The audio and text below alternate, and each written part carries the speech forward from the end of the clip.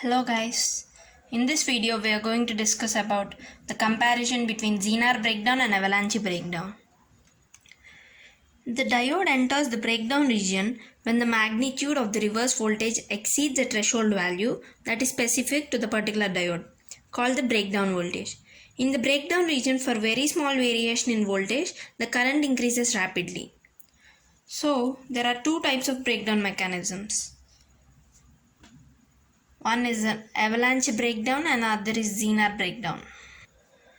Talking about avalanche breakdown, in this mechanism, thermally generated electron-hole pairs gains energy from the external voltage applied and breaks the covalent bonds to produce new electron-hole pairs.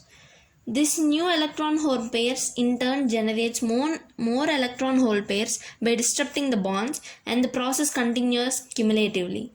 This cumulative process is known as avalanche multiplication. Due to this, large current is seen at the terminals of diodes for small variations in voltage. So coming to the Zener breakdown, in this mechanism, the electron-hole pairs are generated by applying strong electric field. Because of the presence of strong electric field, direct rupture of covalent bonds takes place. Due to this, new electron-hole pairs are generated. The breakdown occurring due to applications of strong electric fields is known as Zener breakdown. So talking about the differences between these two, Zener and avalanche breakdowns, are as coming points. So, first point is that the Zener breakdown occurs at heavily doped p-n junction diodes. In case of heavily doped p-n junction diodes, avalanche breakdown occurs at the lightly doped p-n junction diodes. Lightly doped.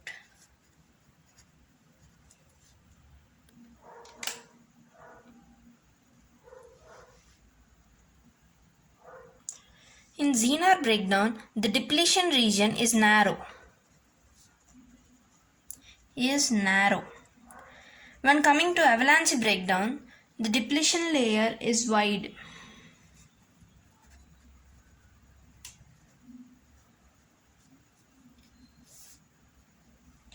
The temperature coefficient of a Zener diode is negative.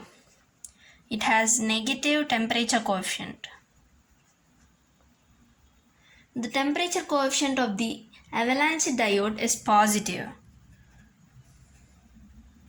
Positive temperature coefficient, right?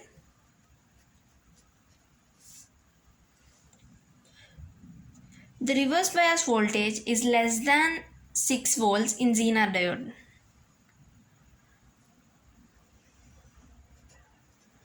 Let this reverse bias voltage be VR and it's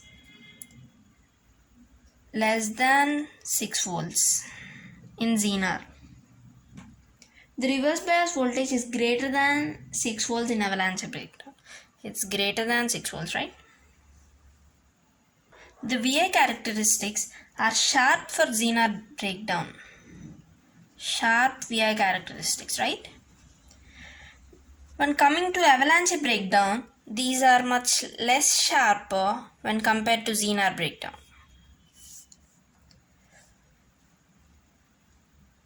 As the temperature increases, the breakdown voltage for Zener diode decreases. When temperature increases, breakdown voltage for Zener diode decreases. As the temperature increases, the breakdown voltage for avalanche diode also increases. Temperature increases, the breakdown voltage also increases.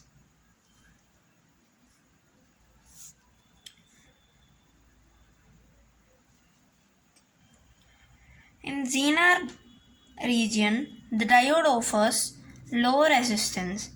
When coming to avalanche breakdown, in this region the diode offers high resistance.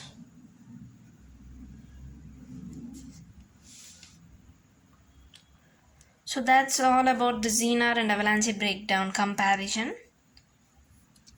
See you in the next video. Thank you.